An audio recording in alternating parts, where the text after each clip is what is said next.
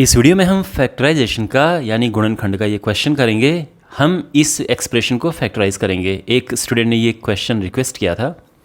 Alright, यहाँ पर आप एक चीज़ नोटिस करेंगे कि यहाँ पे देखो आपको एक जैसा देखने को ही मिल रहा है। 2x minus 3y 2x minus 3y एक जैसा है ये।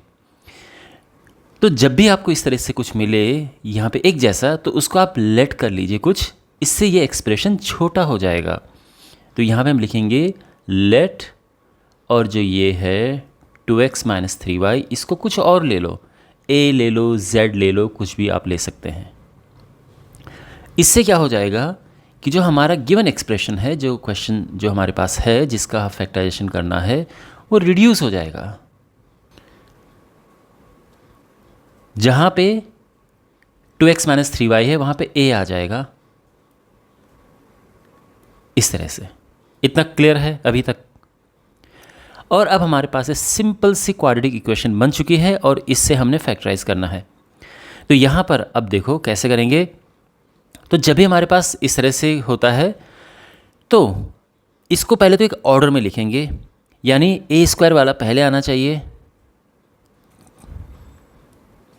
फिर a वाला टर्म आना चाहिए,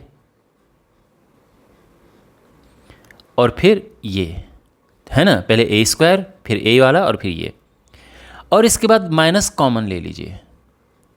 ऐसा हम क्यों कर रहे हैं?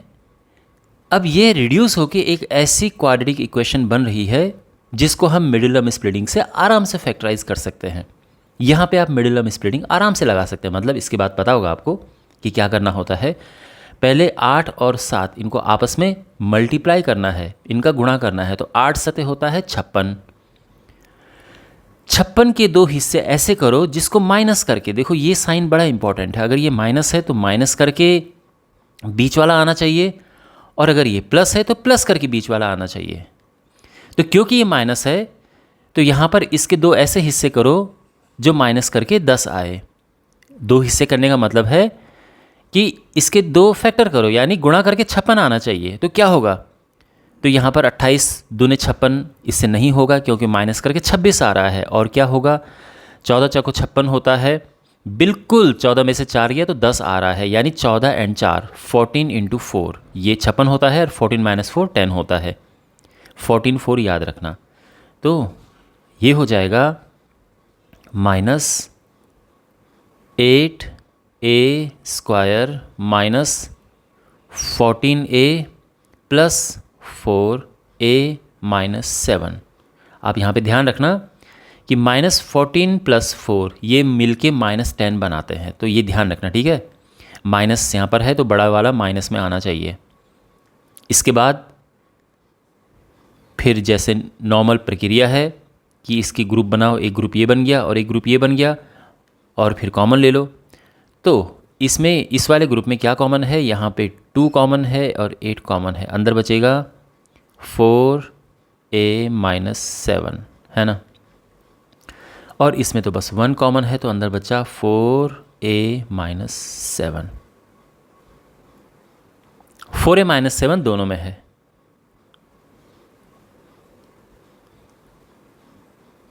और अंदर क्या बचा? 2a यहाँ से प्लस 1 यहाँ से। क्लियर है?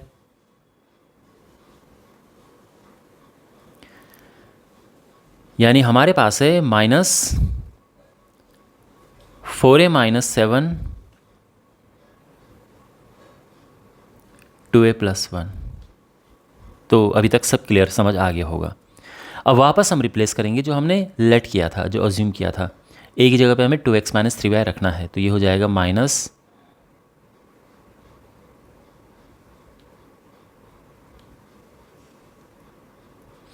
a की जगह पे 2x माइनस 3y रखा, फिर माइनस 7 ब्रैकेट बंद,